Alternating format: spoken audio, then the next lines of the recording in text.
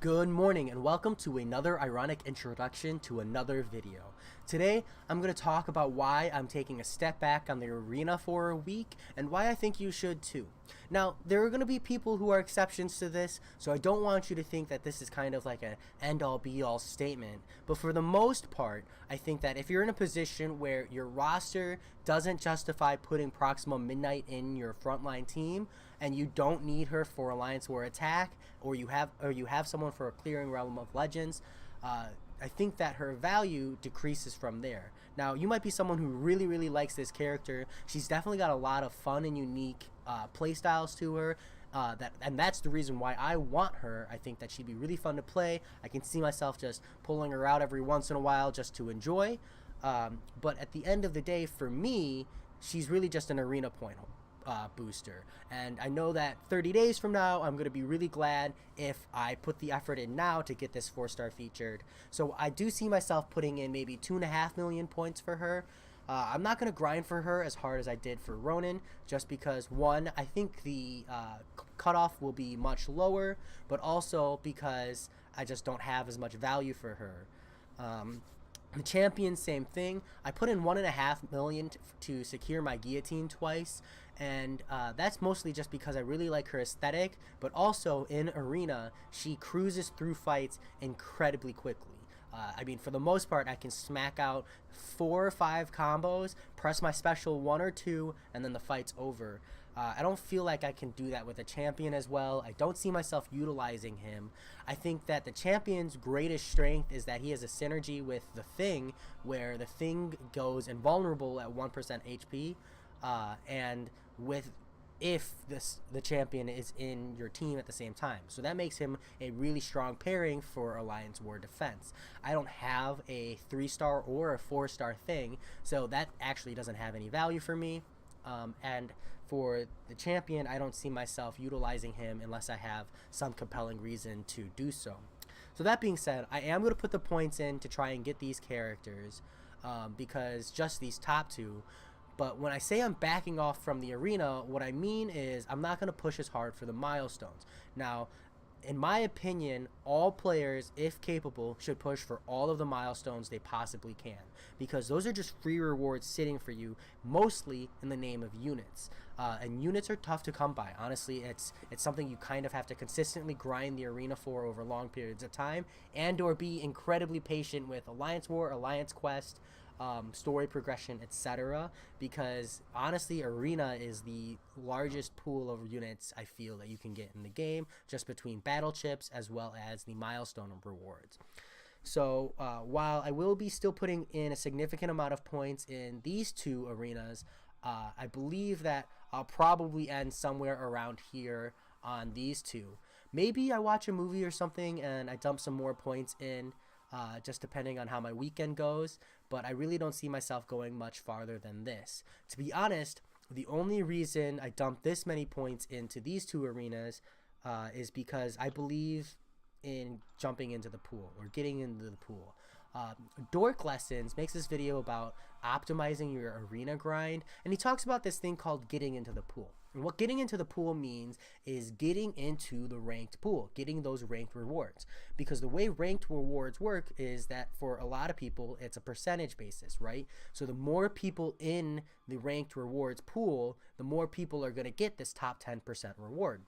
Now, that it will always still be the same percentage of people, but the number of people, let's say if 10,000 people are in the rank pool reward, that's only 100 people getting the champion. But if 100,000 people are in the pool reward, then that's 1,000 people getting the champion. So numerically, that number stacks up very well. So I wanted to just kind of throw my points in there to make sure 1/10 of a person more will get that champion, and maybe that'll help someone else out, and I can feel good about that.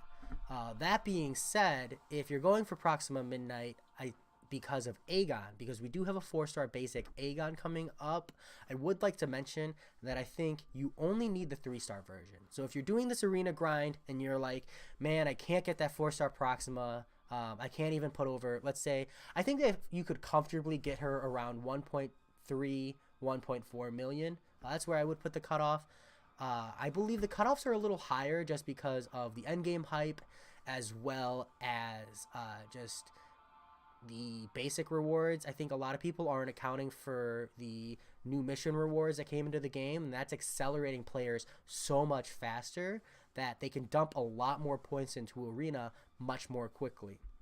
But if you do want Proxima Midnight for the Aegon synergy, you only need the 3-star, right? So the reason you would ever do a full boosted Aegon team is if you're bringing him to Realm of Legends or Labyrinth of Legends. And if you're doing that, you're not using anyone else. Aegon, unlike other champions, is a straight combo stacker. So, and he's also a kind of like a jack of all trades that kind of solves all of the problems in Realm of Legends. So you have no reason to use any other champion. I mean, if Aegon dies, you just revive him. You don't bring someone else. So you run a whole synergy team for Aegon, and in that situation, it doesn't really matter what tier level your champion is, because you're not going to use them anyways. So that being said, if you're like, man, I really need Proxima Midnight for the Aegon synergy, go ahead and just grind out the 3-star. If you can comfortably put out 1.4, 1.5 million for Proxima Midnight 4-star featured, absolutely do it. And when I say this, you should know I'm talking about the intermediate and the beginner bracket, because the veteran bracket is well up to date and well tracked, so there are other sources for getting the cutoffs on those. But I tier my videos more towards intermediate and beginner players because that's where I'm at right now. So that being said, I hope that gives you some peace of mind if you're trying to farm these characters, that the 3-star featured Proxima Midnight does have the same synergy value, and that's something to consider. But I have a secondary reason for why I think you should hold off on the arena grinding, why you should kind of take it a little bit easy. And the reason for that is there's actually a basic champion schedule. I'll post the link to this website in the description. I'm not sure who the creator is, but it's a wonderful website. I love this. When I saw it, it really gave me perspective on how I should optimize my time. So this is the schedule, and you can see that we just had the Ronin and the Guillotine, and currently we're on Champion and Proxima Midnight. Coming up next, we'll have a 4-star basic Drax, as well as Call Obsidian. Now, Call Obsidian is going to have this persistent charge ability that really scales up and ramps up, and we'll need the numbers to really know how strong he is, but I feel that he's probably going to be pretty strong. I mean, if Venom the Duck is any kind of indicator, and I know it's not a combo meter, but Aegon with his persistent charge is insane. We typically see persistent charges having a lot of value because of the fact that you have to run them in multiple fights, and there is a risk in bringing the same champion to multiple fights over and over again. There is a reward in that for the champion. Ignore Human Torch. His persistent charge sucks. I don't know if it's I'm pretty sure it's a persistent charge. I hate his persistent charge ability. It sucks. And then following the Call Obsidian, we're going to have an Aegon basic with an unknown featured. But I imagine with Aegon being so strong, at this point in time, we'll probably see kind of a lower rated featured champion. The reason I think that is because from what I gather on this, the way they pair these up, I get the sense that they tend to pair them up relatively low interest, high interest, or high strength character, low strength character, some form of balance, right? Because they don't want players across the board to feel like they have to grind all of the arenas all at the same time. And you can see that kind of matches up, right? We've got Symbiote Supreme, he's a really high tier champion, and then you have Spider-Man, who is kind of lower on the tier, and then they had Human Torch, who was really hyped because of the event, and then Carnage, who was a strong champion but kind of flew under the radar as a result of Human Torch. Same with Ronin and Guillotine, the champion and Proxima Midnight. They're really following a theme here that I think makes a lot of sense. So when I say you should back off, I think it's the reason I push that so much is because we're going to have Call Obsidian for a week, we're going to have Aegon for a week, and then we're going to have Ebony Maw for a week. So that is 3 weeks straight where if you don't have those 3 champions, you're going to be wanting to grind the arena. You're going to be wanting to push as many points as possible. I think all 3 of those champions are going to have very high cutoffs. And I think that if you want any of those 3 champions, you're going to wish you didn't burn out here. Me especially, with how much arena I grind, I know I don't want to burn out here for Proxima Midnight. If I burn out for anyone, it's going to be for Aegon or Ebony Maw.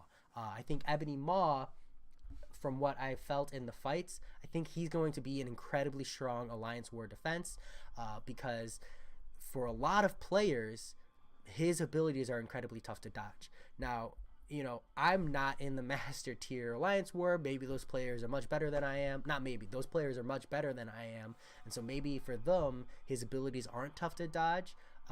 But because they're very not how do I phrase it? There's no preview to his abilities that other ones have. You kind of have to watch his character animations and wait for the shadow effect on the screen in order to predict the dodge timing or listen very acutely to sound effects. Because unlike like physical champions like Gamora, where you can see her swinging her sword up at you and just dodge it easily, his is a lot more lighting effects, and it's much tougher to dodge in my opinion. And for that reason, I think he's going to be much more prevalent in Alliance War defense. I'm not quite sure on attack until I see numbers on his abilities. Call Obsidian will almost definitely be a attacker. I think that the persistent charge ability should come up great. In my opinion, when you have 3 new characters like this, especially with game progression, etc., Call Obsidian at the very least should be considered mid-tier. If he comes out and his numbers are incredibly low, that'll be surprising. But I think at worst they would pump him out at mid-tier, if not as one of the higher tier champions, just because of how stacked persistent charge abilities typically tend to work. So that being said, I hope that seeing this schedule laid out, maybe you go when you look at it and you start thinking about, champions in the future you want. It should give you some hope if you didn't get Ronin in this last schedule, that Ronin does pop up, down here at 1031. I don't know how the math works on this, but I guess when the champion comes up as a featured, it pretty much sets them in stone as a basic champion arena at a kind of like a set time. So I'm under the impression that it kind of just stacks and then scales downwards.